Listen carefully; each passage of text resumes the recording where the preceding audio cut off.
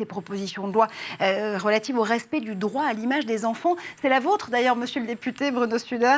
Vous nous avez rejoint depuis votre permanence dans le Bas-Rhin. Est-ce qu'il faudra bientôt le consentement des enfants pour les exposer sur les réseaux sociaux? C'est typiquement l'analyse que vous faites pour pouvoir déposer cette proposition de loi.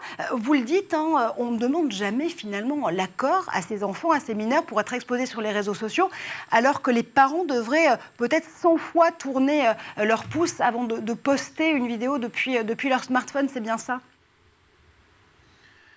En tout cas, je pense que, et c'est pour ça que je passe par une modification du Code civil, dans la proposition de loi qui sera examinée au courant du mois de mars à l'Assemblée nationale, je pense que c'est une des grandes responsabilités des parents que de protéger et de mieux protéger la vie privée de leurs enfants au XXIe siècle, avec les réseaux sociaux.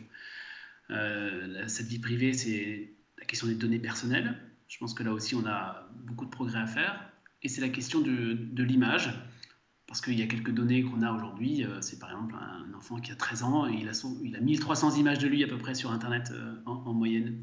Et ça pose la question du respect de la vie privée, et ça pose la question évidemment du mésusage qui peut être fait de toutes ces images, que ce soit en termes de détournement pédopornographique, typiquement l'enfant que l'on filme en train de prendre son bain, ou que l'on prend en photo après une compétition de gymnastique en tutu. Ce sont des photos qui sont très prisées. On estime que la moitié des photos échangées sur les forums pédopornographiques sont en fait des photos innocemment postées par les parents.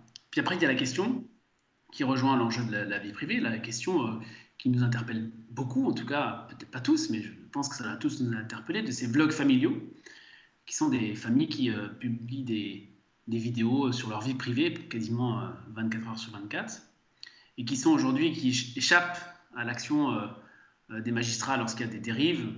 Et c'est un sujet que je connais bien, puisque j'avais porté en 2020 la loi sur les enfants influenceurs. Mais dans le cas des vlogs familiaux, on n'est pas sur une relation commerciale ou une exploitation commerciale de l'image de l'enfant, et puis l'enfant n'est même pas forcément l'objet principal de la vidéo. Donc il fallait trouver les voies et les moyens de... je pense que c'est important de modifier le Code civil, voilà, pour essayer de progresser sur cette question.